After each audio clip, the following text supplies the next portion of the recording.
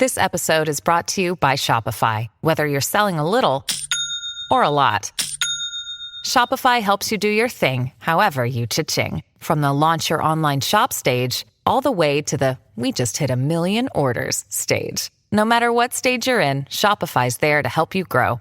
Sign up for a $1 per month trial period at shopify.com/special offer, all lowercase. That's shopify.com/special offer. Bring glory home in EA Sports College Football 25. Experience the decibel-shaking soundscape of college football, putting you inside the stadium alongside iconic rituals and traditions. Test your strategic decision-making with an all-new composure system, player wear and tear, and screen-shaking home field advantages. Learn more about the MVP Bundle, which also includes EA Sports Madden NFL 25 and can't miss rewards at ea.com/college bundle.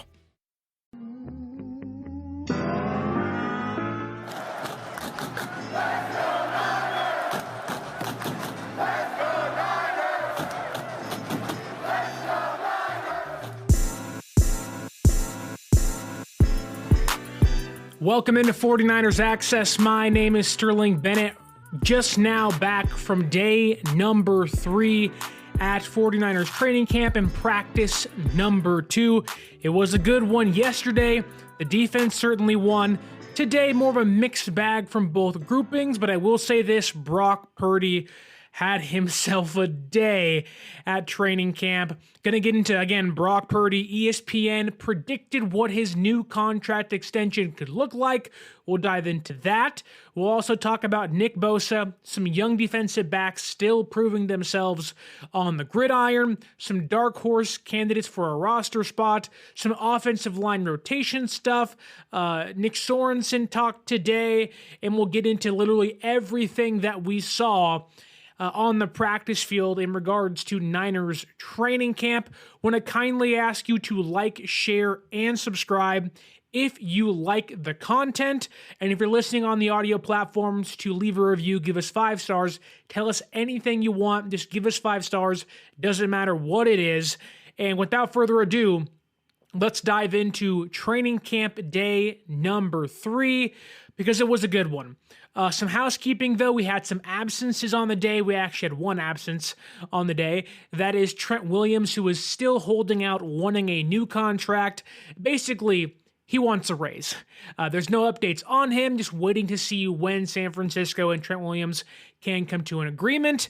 Brandon Aiyuk was there for the 3rd consecutive day. He is still not practicing as part of his hold in, but did watch practice with general manager John Lynch, and later finished watching practice with Talanoa Hufanga, who is still recovering from the torn ACL he suffered against the Buccaneers last season.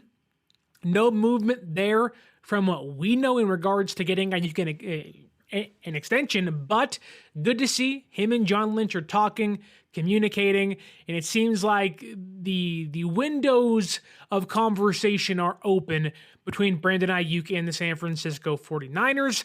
A couple of players did not practice today, the main one being Isaac Guerendo, who, from what Kyle Shanahan said yesterday, hyperextended his hamstring. We didn't get any further notes or an update on him. Didn't practice today. Demetrius Flannigan-Fowles has a lower body injury. He didn't practice as well. A wide receiver, Tay Martin, not sure why he didn't practice, but he didn't practice. And of course, Ricky Pearsall, who is on the NFI list because he hurt himself off or away from the practice facility, did some stretching and drills on the sideline, and he looks like he's on track to make his training camp debut next week. Want to say hi to Raphael 562 Niners in the YouTube chat. Says, "What's up, Sterling?" and everybody. What's going on, Raphael? Says like, share, and subscribe. Fluffy Ninja sends his hearts. I will say, Fluffy. And what's up to Yolanda? I'm sure she's watching as well. And if she's not, get her in there and make her watch. She wants to know what's happening out there at Levi's Stadium. But let's dive into actually what happened on the practice field. Yesterday and 2 days ago was press conferences and a mixture of practice notes and what did Trent Williams do? What did Aiyuk do? What did Brock Purdy say? Today is going to be straight to the point what happened at Niners practice. And to start, you have to start at the top with the man, the myth, the maybe eventual MVP, that is quarterback Brock Purdy. And I'll just say this, Brock Purdy was phenomenal today. When you talk about a quarterback controlling the offense, being poised, being, again, in control of the offense, not wavering, that was Brock Purdy today. He was excellent for the Niners in practice number 2 of training camp, and the first time for fans to actually see him since the way last year ended. He was phenomenal. He was great. We're talking throwing the ball around left and right with anticipation and confidence, stepping up in the pocket, making throws on the run. Basically everything you've seen from Brock Purdy throughout the last few years was on display today. But it wasn't just, oh, he's great, oh, he's good. There does seem to be maybe some aura around Brock Purdy. We jokingly talk about him being a walking JCPenney's catalog because the way he dresses, but I'm not sure if it's because he's fully healthy for the first time and having a full off season in San Francisco. He's the bona fide quarterback number 1. There is no quarterback controversy. It somehow feels like he's taken another step forward in the very short time we've seen him this year. Again, it's only 2 practices. It's a handful of OTA days and a handful of minicamp days and 2 training camp days. But from what we've seen from Brock Purdy, although it's very similar to what it was last year, there just seems to be something different. Yes, he's bulked up. Yes, he's bigger. Yes, he looks faster. Dare I say the ball is coming out quicker and stronger this year. So the arm strength, while there are reports he wasn't 100% until Thanksgiving last year, you can make an argument through 2 days that maybe the arm strength's even better than it was last year. Well, if you're looking for knocks on his game, although the deep ball wasn't one, people want to characterize him as a system quarterback that can't throw deep. Brock Purdy's looking to make people swallow their words if they do believe that still. And I always go back to when Shanahan drafted Trey Lance in his press conference before even picking him, or maybe it was directly after picking him. Shanahan said, when you look for a quarterback in this NFL, you're looking for a combination of Lamar Jackson and Drew Brees. And again, that was supposed to be Trey Lance, right? Well, that didn't happen. But I can say, it really does feel like Kyle Shanahan may have found a more mobile version of Drew Brees in Brock Purdy. Now, will he win an MVP? Who knows? Super Bowl? Who knows? But I can tell you this, in year number 3, his first full offseason healthy, not recovering from the torn UCL, finally having his feet under him, not being, a rookie a handful of years ago. For the first time, there is stability for Brock Purdy throughout the offseason coming into this year. There does seem to be something different, something better. And it feels like, well, last year he didn't win the MVP, nor will I say he will win this year. It certainly feels like things are building up to Brock Purdy, maybe not just getting a massive contract, but if he performs the way he did today during the regular season and throughout it, I can see ESPN's prediction of what his contract may look like, not just tying Joe Burrow and Trevor Lawrence, actually surpassing and resetting the entire quarterback market. According to ESPN's Bill Barnwell, this morning, Brock Purdy's contract extension could be an estimated 5 years, $325 million, with $65 million on annual value. Now, Barnwell's projection is based off current quarterback market and the NFL salary cap growth. But would you feel comfortable paying Brock Purdy $65 million a year? Would you want to give him 5 years, $325 million? Essentially telling the NFL this is the new wave of quarterbacks. This is the next big thing. And it's hard to argue against it. The history's already there. playoff wins galore, was in the Super Bowl. Had he not got hurt against Philadelphia, maybe they wouldn't got, maybe they're in 2 Super Bowls. Who knows, right? He's only been great. He's never been terrible. And if he's bad for one game, the next game is an entirely different story, and he's back to his great winning ways. Bill Barnwell's projection, that's all it is, a projection of what could be, not what will be. Barnwell's projection to me is like, yes, this makes sense. It's where the market is. But when you watch Brock Purdy today, and he had a handful of highlight throws, he had one to Braden Willis up the seam, which was good to see. Strike right to him, bang, big chunk yardage. Had a deep crosser to Danny Gray with anticipation and confidence. 2 massive throws, big gains, 25 plus yards. We're talking shedding that system quarterback label many people still have on him. Now, obviously, time will tell. The season has to be played. But if everyone's talking about this is the last dance for this group, this is the last dance for players like Aiyuk and Debo and Trent and Kittle, this is their swan song together, right? I always retort and say, or people also say, the window's closing rapidly for the Niners. And I always say, look, I understand the thought process through that comment. The window's closing. Guys are getting older. Got to pay other players. You can't pay everybody, right? Well, my retort is always, you don't necessarily have to pay everybody. You just got to make sure you pay Brock Purdy.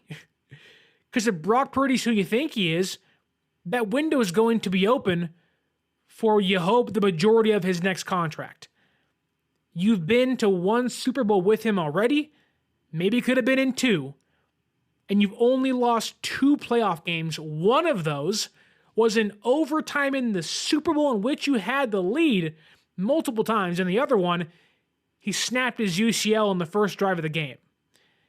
It's not as if Brock Purdy's done anything to warrant not deserving a 5-year, $325 million contract where, again, if you saw Brock Purdy today, maybe you are looking at him saying, wow, maybe this kid is Drew Brees 2.0. Maybe he is not just a franchise quarterback, but maybe he actually could be a top 5 quarterback. To some, he already is. To me, he's not. I have him top 8. But if you saw Brock Purdy today, man, your eyes would have been wide open because it was stellar. It was dart after dart after dart to not just open receivers. We're talking throwing guys open, anticipation, up the seam, towards the sidelines. You've seen Brock Purdy play great. You know what I'm talking about. But it was incredible today. I know we have Jim Everett, the Ramleys in the house here. I see you, Jim. I see you. And Jim, I want to say this. I am someone that humbly puts Matthew Stafford ahead of Brock Purdy in my quarterback rankings. The Brock Purdy I saw today, I might need to put him above Matthew Stafford in my quarterback rankings. Now it's practice. There's no pads. There's obviously context involved in this. A rotation of cornerbacks, this, that, and the other, not having Dre Greenlaw. Curtis Robinson started linebacker today. There's obviously things to point out of, well, this was there and that was there to negate Brock Purdy's greatness. But that doesn't mean Brock Purdy wasn't really, really good today to a point of maybe he isn't top 8. Maybe he is top 5. If he can take this 2 days of practice and carry it over into the actual regular season and maybe the playoffs, we aren't talking about, mincing words of penny pinching. We're talking about how much money is Brock Purdy going to ask for and who is San Francisco going to have to cut to keep him. Now, again, it's practice. It's only day number 2. Day 3 of practice 2. But Brock Purdy, and I want to hammer this point home, was spectacular today. Moving away from the quarterback conversation for a very small second here, Chris McCaffrey came back to practice, didn't practice much yesterday, but did take part in team drills. But the major focus of the running back room with McCaffrey back and Grendo out was actually Jordan Mason. Now, I know many of you out there, including myself, want to see more of Jordan Mason. And when they drafted Isaac Grendo, the hopes of that kind of dwindled. That said, in again, what is a very short period of time, through 2 days of practice at training camp, Jordan Mason has really stood out. Today more so than yesterday. And it's not just him as a player. It's the opportunities San Francisco is giving him. That was one of the issues we've talked about for Jordan Mason, was that why isn't he playing more? He has shown to be a closer. Christian McCaffrey called him Mariano Rivera last year. He's a closer. There's no reason why he shouldn't be getting snaps. And every time he does get snaps, whether it's against Seattle, whether it's against the Browns where he runs for a touchdown, there seems to be no reason as to why he shouldn't be getting 5 to 8 carries a game. He can bring value to your running game. And it felt like San Francisco, mainly Kyle Shanahan, was always reluctant to give him those opportunities. He was always a ground and pound. When the starter gets hurt, Mason might play. Well, Jordan Mason today looked really good at running the football, but actually was getting receiving opportunities out of the backfield. It could be nothing, but it might be an indication as to where Shanahan has his belief and trust in now with Mason. Could it be an opportunity for him to jump Elijah Mitchell on the depth chart? That's a tough ask, but Mitchell's hurt a lot. Could it be finally Jordan Mason's time to shine as the RB2 in San Francisco? Christian McCaffrey said in his post-practice press conference that he looks, speaking of Jordan Mason, way more complete than he ever has been. He's always been able to do it. It's just about being consistent with it. You see now he's making things happen in the passing game and the run game, and it's consistent. If the issue was consistency, I can argue it was actually opportunity. But Jordan Mason might be in line to become this team's RB2 if things continue as they did today. Moving on from out of the backfield to the receiver room, Danny Gray had another strong day. Kind of like Jordan Mason, feels like he's been featured more in the first 2 practices this year than he was all of training camp last season. And again, it's only 2 days, but again, if Danny Gray is that dark horse candidate to make the roster and push guys like Chris Conley and Ronnie Bell and Trent Taylor out of the room, it's great. This kid has talent still. And again, through 2 days, it does feel like that he's actually finally getting a chance to show his worth in a small sample size. But even in that small sample size, he got first-team snaps today. This episode is brought to you by Shopify. Whether you're selling a little or a lot, Shopify helps you do your thing, however you cha-ching. From the launch your online shop stage, all the way to the we just hit 1 million orders stage. No matter what stage you're in, Shopify's there to help you grow. Sign up for a $1 per month trial period at shopify.com/special offer, all lowercase. That's shopify.com/special offer. He replaced Brandon Aiyuk today as the ex-receiver. So maybe it's them rewarding him for a good day yesterday, but Danny Gray so far in 2 days of practice looks pretty good. Jacob Cowing, rookie out of Arizona. He looked fantastic today. Now, early in practice, muffed a punt. He got yelled at for that, as he should. And I'm someone that believes his way to a roster spot or getting playing time is through being a return man, whether it be punts or kicks. So catch the ball, please. But as a receiver, you talk about a kid that's got speed and burst and yak ability. All of that was on display today, countless times.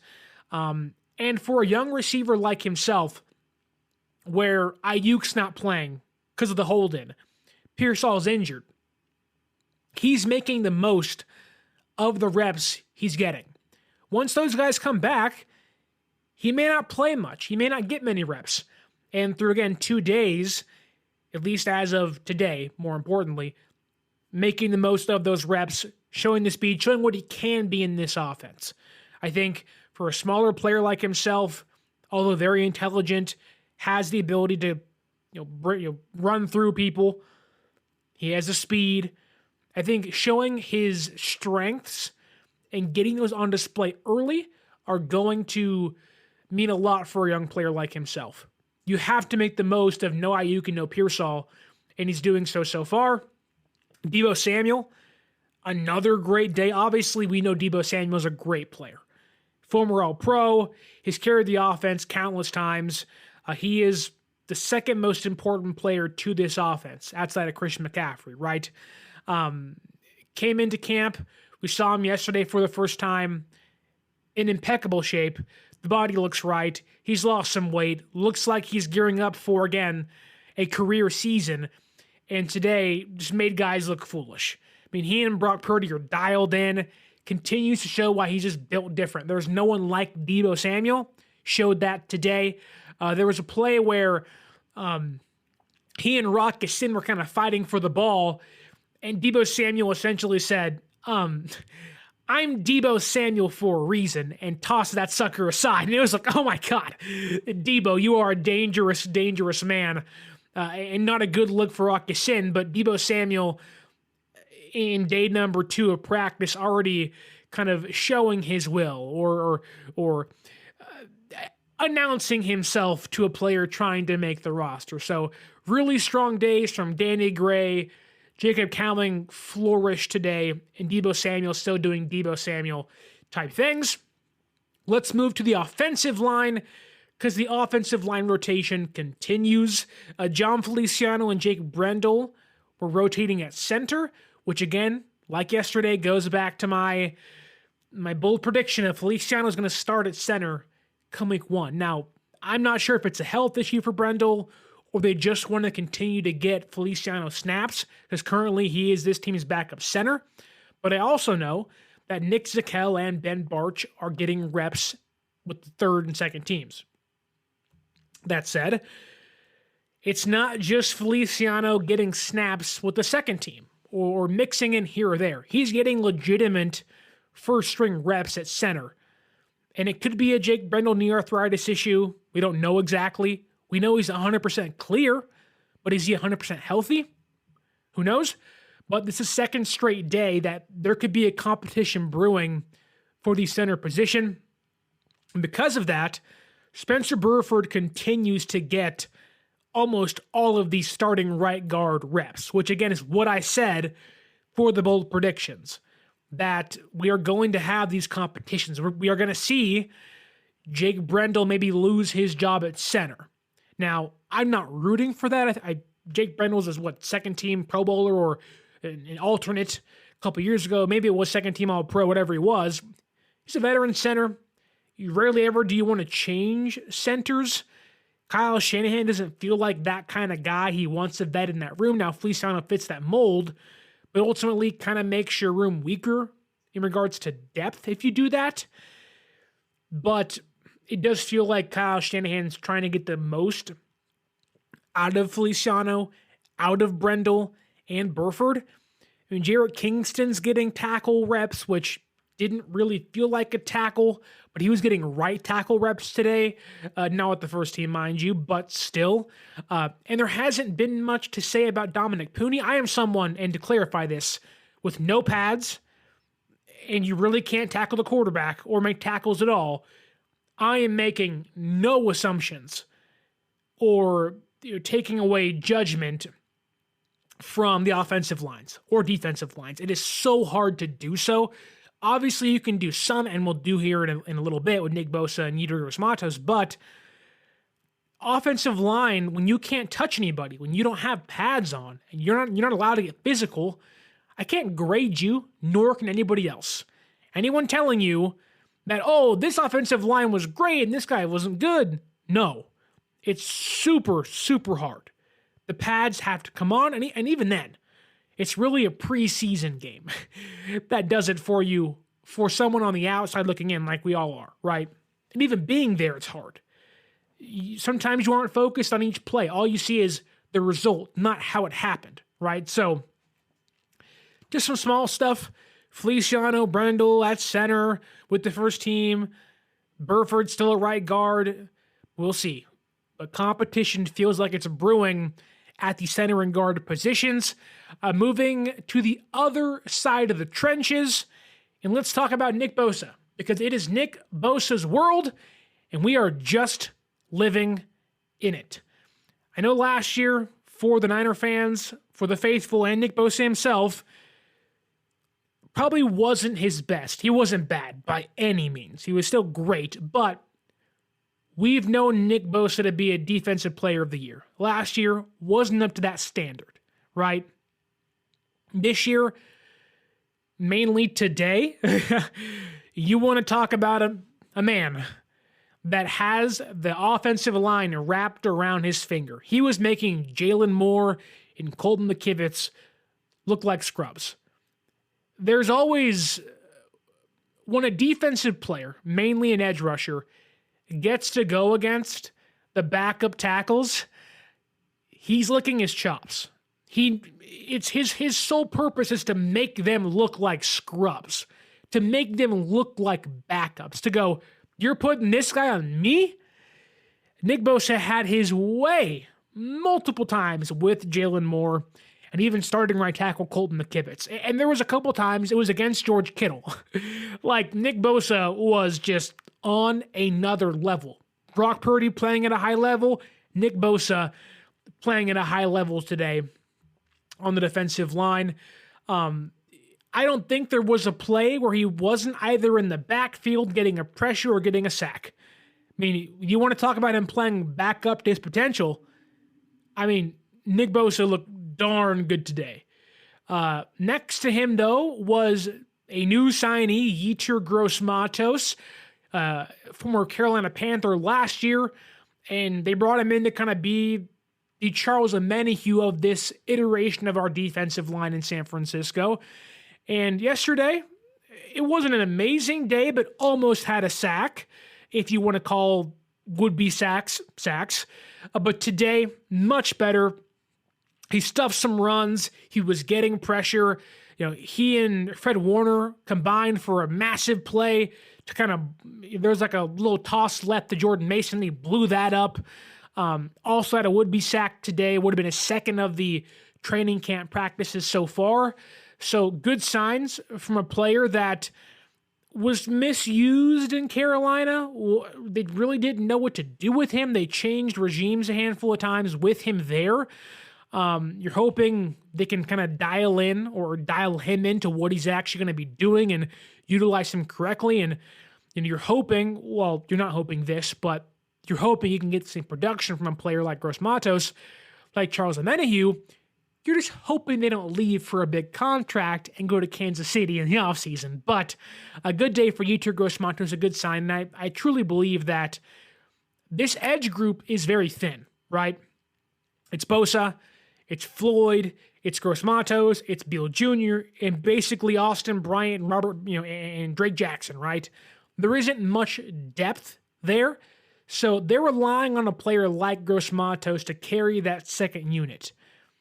Now, you would like to think that that second unit would be Gross-Matos and Jackson, while your third unit is, Austin Bryant and Beal Jr. and others, right?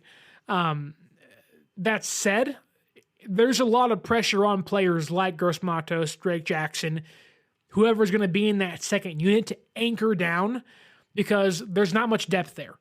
Now, if Gross-Matos plays great, you have some more depth. You have a potential, rotation piece, maybe a spot starter here or there that can produce for you.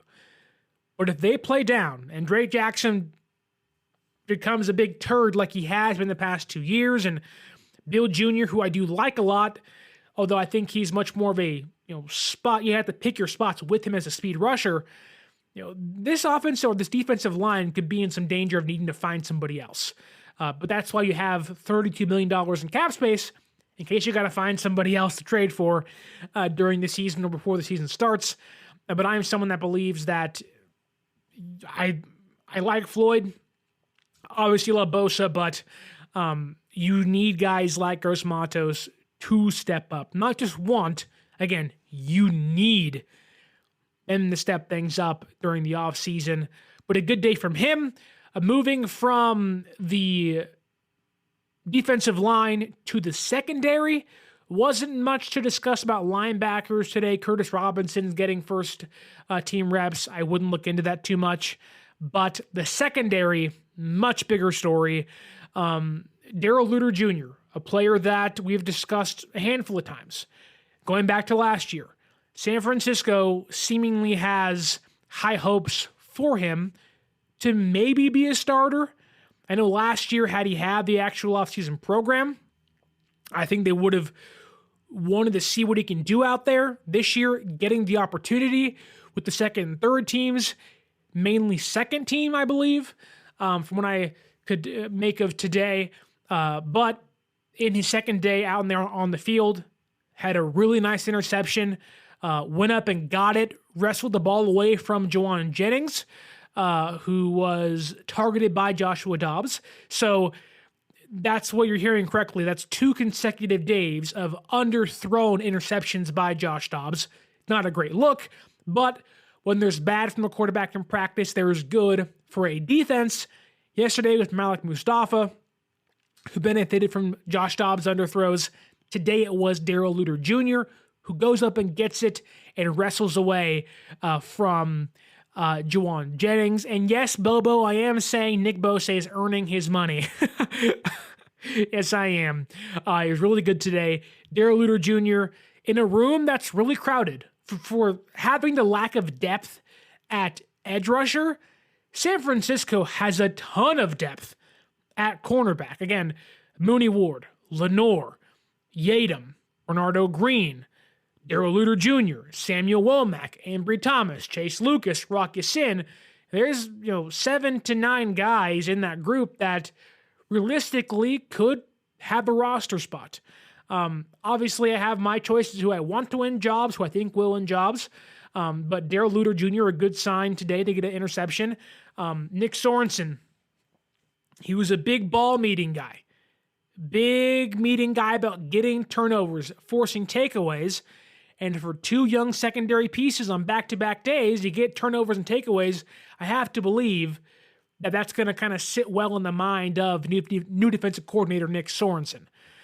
Moving down the line again back to quarterbacks, because again, Josh Dobbs threw 2 picks in 2 days. It's not great. Meanwhile, Brandon Allen, while not performing like Brock Purdy has been, which was near MVP-like in practice today, looked good. He looked sharp. I think this was his best day of practice throughout minicamp and OTAs and training camp. Josh Dobbs has looked relatively bad. He's looked pretty bad. If you were to have a leaderboard set up, Brandon Allen would be the quarterback number 2 today. But he was good today. He was sharp.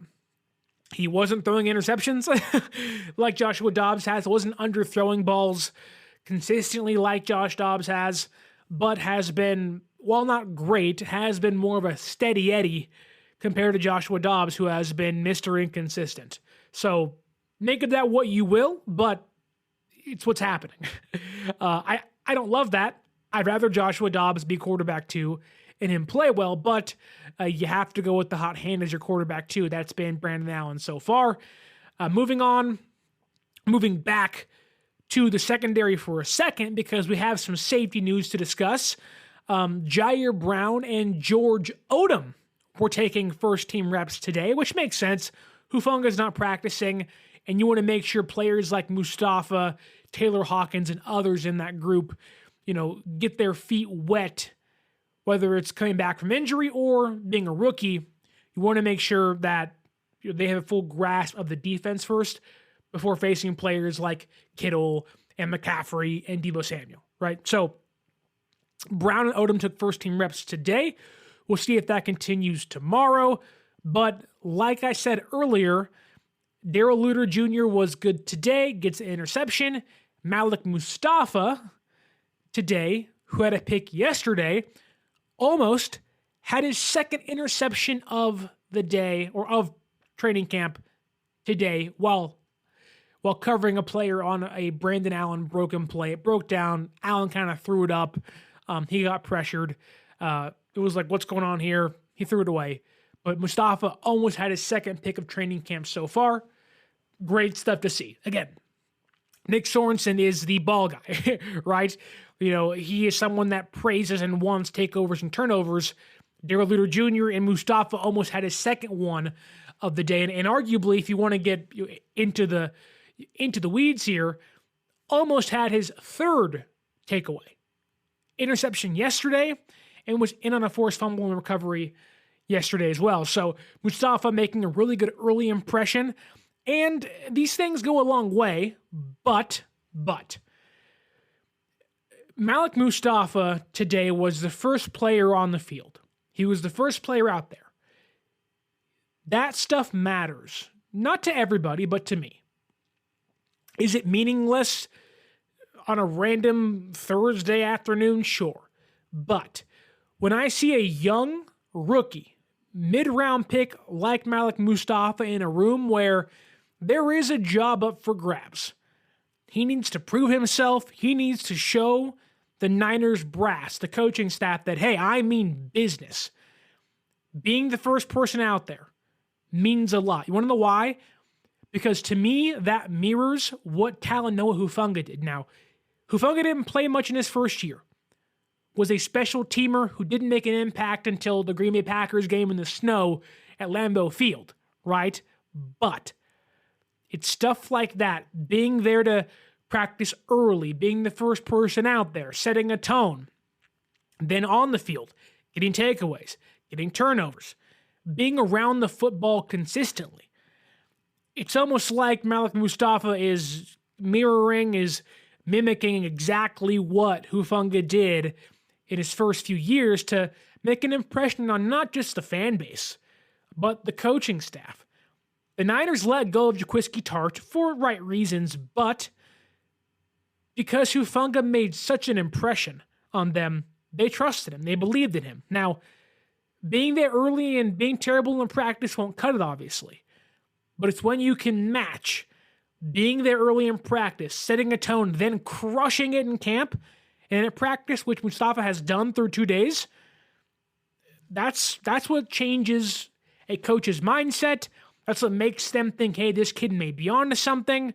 And that's what could be the difference maker for Malik Mustafa. That Hufanga may not be healthy come week number 1. This is a job up for the grabs. You have to do everything in your might to make an impression. He's doing so far. And that brings us to our final practice takeaway of the day. Jake Moody continues to make me eat my words through 2 practices, and I love it. I love being wrong when I'm negative. When I'm predicting bad things, I love being wrong. Yesterday, 4 for 4, 51-yard field goal. Today, also 4 for 4. He's perfect. He's 8 for 8 through 2 days. Great stuff from Jake Moody. Love to see it. Honestly, it feels weird saying this. If we can just get a consistent kicker and the right guard, we may win a Super Bowl. Obviously, a lot has to go right, but man, if you would have made the PAT in the Super Bowl and it wasn't blocked, maybe we win that game. Who knows, right? Who knows? If you make a few field goals in the playoffs, maybe we're not biting our nails and clenching our teeth, hoping and praying the football gods rain down on us to win a football game and have the Packers miss a field goal, right? So Jake Moody so far, 100%. Keep it up. Love to see it. We have some questions in the YouTube chat. Actually, a comment by Bobo, who is always here. We love you, Bobo.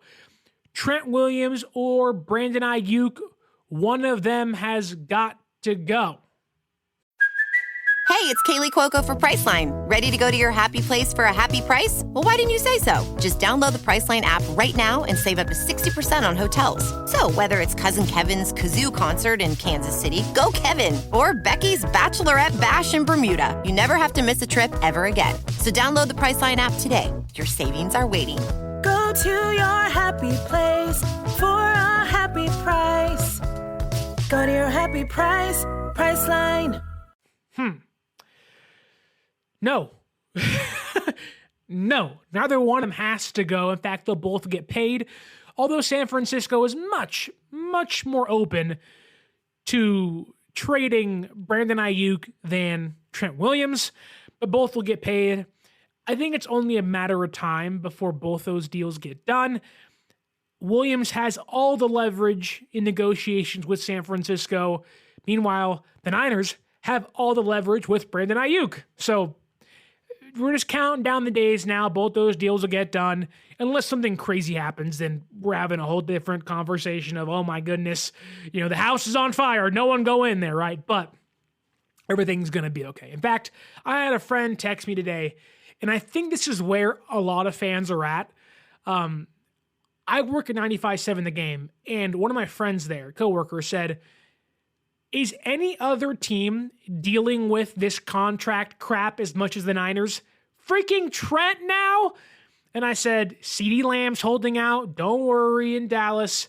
Tua's holding in with the Dolphins. It's happening everywhere. Don't worry. They're going to have to pay Trent. They're going to pay Aiyuk.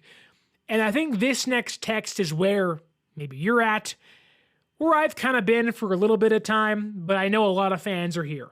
Not stressed at all, just annoyed. It's getting greedy, and as a fan, I just want to watch some football and stop talking about money. And I agree. It's annoying. It's very frustrating. All that to say, while it may not be that big of a deal, next year you got to pay Brock Purdy, you got to pay Mooney Ward, you got to pay Lenore, you got to pay Hufanga, you got to pay Dre Greenlaw, Aaron Banks, it's not going to get any easier because you make it through paying Williams and Aiyuk, and it might get muddier over the next few weeks. But as a fan base, I think whether you're on radio, whether you're in TV, whether you're an analyst on YouTube, whether you do what I do, whether you do what you do, whatever, I think you're just saying, can we please just play football?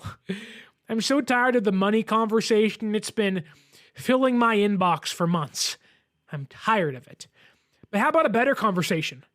Again, we have Bobo here saying, do you believe 100% Kyle Shanahan will eventually deliver us a Super Bowl after 30 years and 3 straight Super Bowl losses? I don't know, man. Well, I don't know either. But I do think that, look, getting to a Super Bowl is hard in itself. Harbaugh, great coach. It takes a lot to get there, but you have to have everything go right. And I think the issue for the Niners is they've had, in 2019, everything go right. Right? They went 13-3. Everyone stayed relatively healthy that year. There wasn't too many catastrophic injuries that season. You were young. You had a star quarterback, at least that you thought.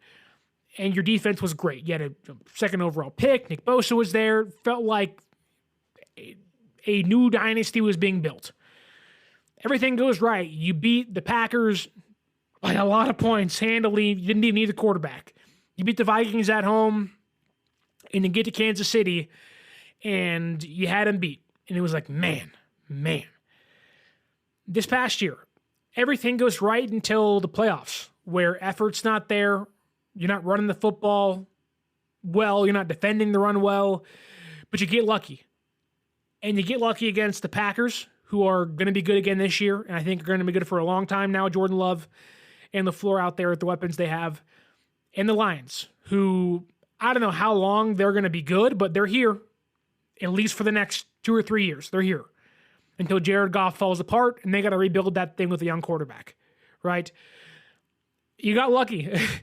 I know it was a great way to win last year. Ladybug catch, a Lions comeback was historical. Took a lot of luck to win those games. And you get into the Super Bowl, and admittedly, you weren't supposed to be there, and you haven't beat again.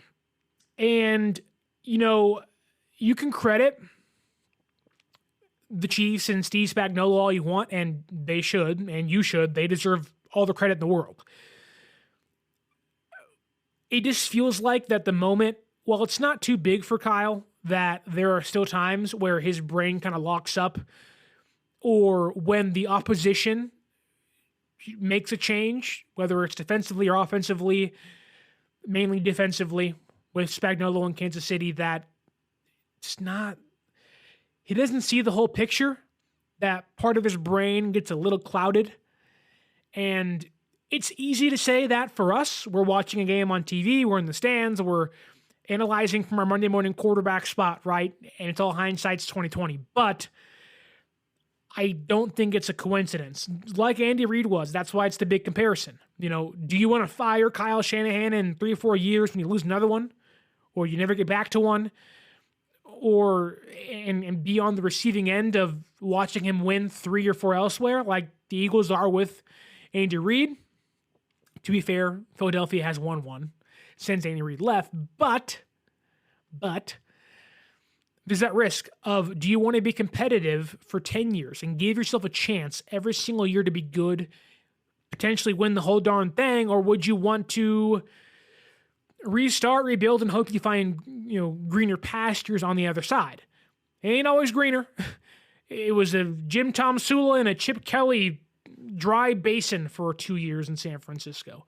And it took Kyle essentially 2 years to build it back up.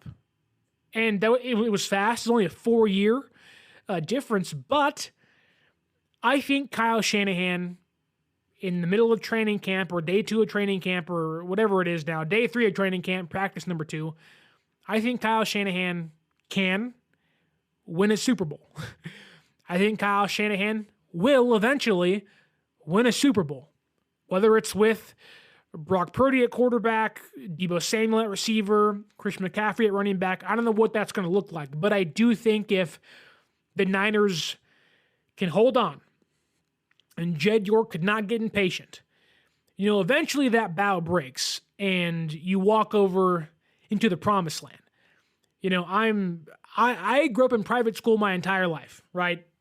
I know the story of Moses in the desert and the Israelites walking for 40 years in the desert, and they can't find the promised land.